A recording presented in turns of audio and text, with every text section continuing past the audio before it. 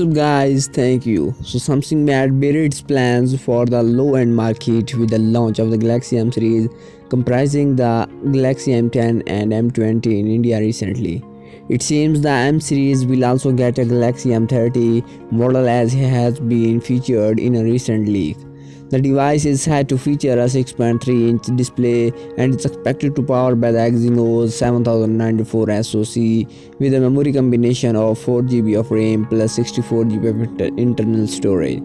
The Galaxy M30 had earlier been tipped to a triple rear camera setup.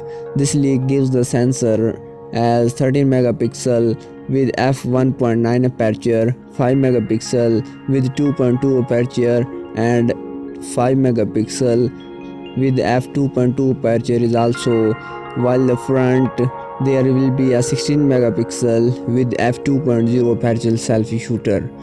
Under its hood, the M30 will pack a 5000 mAh battery. The device is also tipped to feature a gradient design available in gradient blue and black.